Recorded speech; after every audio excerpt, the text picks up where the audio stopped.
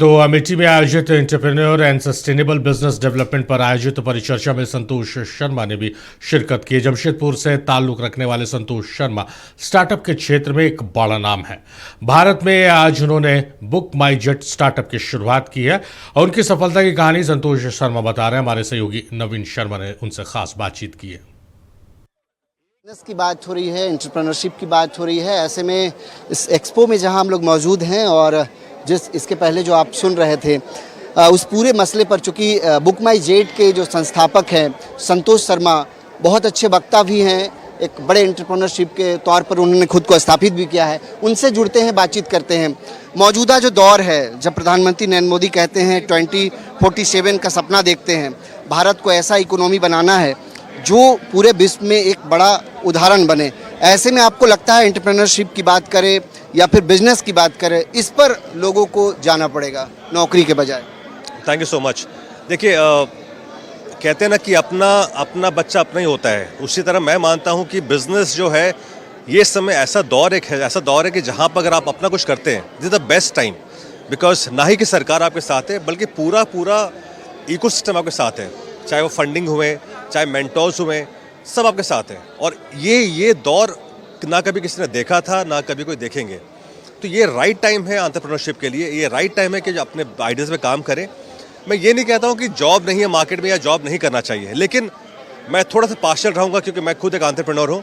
तो मैं चाहता हूँ कि लोग कोई भी छोटा सा आइडिया लेकर, आप जब कॉलेज में बच्चे लोग 20-22 साल के हैं, ये बहुत राइट टाइम है कि कोई छोटा सा आइडिया लेकर, कोई एक आइडिया लेकर ही उस पर काम करे। आप पढ़ाई कर रहे हैं, दिन में कम से कम 2 घंटा निकाले, 4-5 लोग ग्रुप बनाए और एक अपना कुछ बनाए इसमें। और पैसे की कोई प्रॉब्लम नहीं है, राइट? लेकिन सिर्फ आप ये सोच के कि आप एक डिग्री लेंगे, नौकरी मिल जाएगा, I think you are living in a fool's paradise.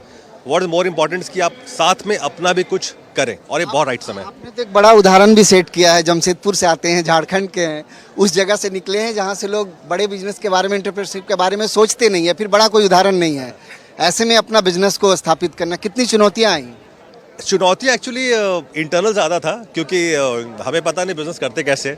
हमें बताया गया था भैया बिज़नेस जो करते हैं वो गलत लोग होते हैं, हमें तो ये सिखाया गया था। बट थैंकफुली मेरे घर में जो एटमॉस्फेयर है, मेरे माँ पापा सिस्टर्स, हम लोग बड़े ही ओपन मिजाज के लोग हैं। हमारे घर में कोई रोक टोक नहीं कोई चीज़ का। तो उससे फ़ायदा ये हुआ कि हम जो चाहे कर सकते थे। लेकिन जो बिज़नेस करने का जो माइंडसेट है वो था ही नहीं कभी करने का। बिकॉज पापा को देखा है सुबह 9 से 6 काम करते हुए, और जितने भी मेरे रिलेटिव्स हैं, चाचा मामा, सबको काम करते देखा है। तो बिज़नेस करने वाला मैं अपने घर में पहला इंसान बना, तो मेरे लिए सब नया था। लेकिन फ़ायदा उसका ये हुआ कि हर चीज़ जो मैंने किया वो अपने आप एक बेंचमार्क है, क्योंकि कभी किसी ने किया नहीं मेरे घर पे। तो चैलेंज मेरे ख्याल से more to do with mentally था कि भैया करना कैसे है, अगला स्टेप क्या होता है, अगर पैसे आ गए तो पैसों को यूज़ कैसे करना है। तो इसमें फ़ायदा एक हुआ कि सिंस मेरा बैकग्राउंड बिजनेस का नहीं है, तो उसमें एक बहुत बड़ा मेरे को एडवांटेज ये मिला कि मैं ओपनली जाके एक्सपेरिमेंट कर सका, लोगों से मिल सका, पूछ सका भैया करना कैसे है। गवर्नमेंट से सपोर्ट मिलता है? लोग बोलते हैं सरकार बहुत कुछ कर रही है एंटरप्रेन्योरशिप के लिए।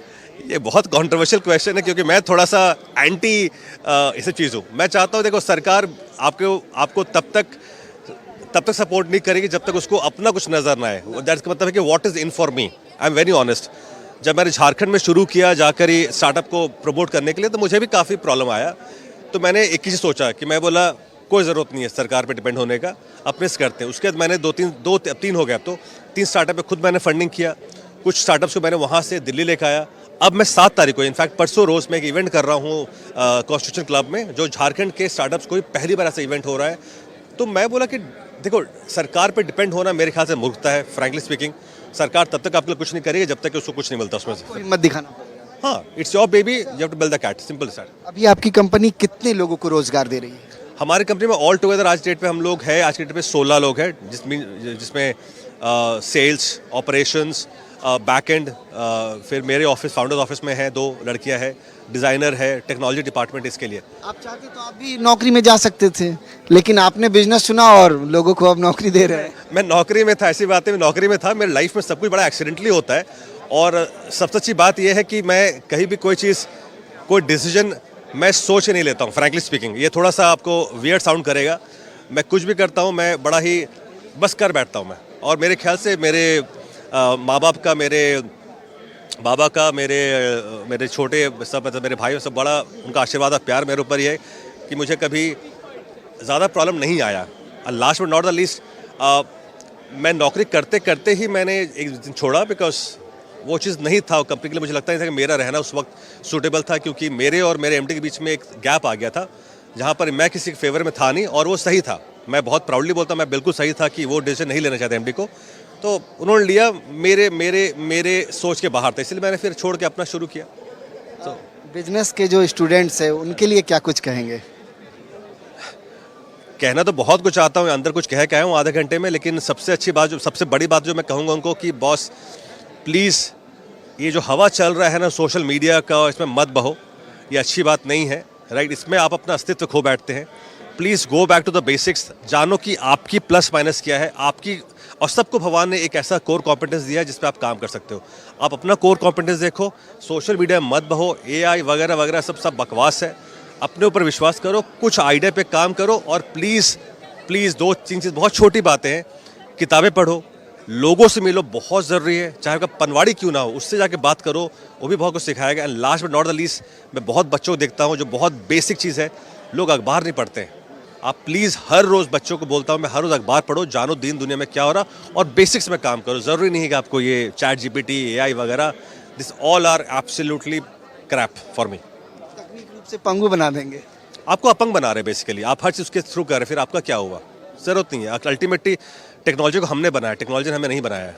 बेहद शुक्रिया संतोष जी हमसे बातचीत करने के लिए। संतोष शर्मा बुक माई जेट के संस्थापक थे और उनसे हम लोगों ने खास बातचीत की। जाहिर तौर पर छात्रों को बिजनेस करने के लिए, एंटरप्रेन्योर बनने के लिए कहीं ना कहीं प्रेरित करते हैं। सहयोगी कुणाल के साथ नवीन शर्मा, नक्षत्र न्यूज़, नोएडा।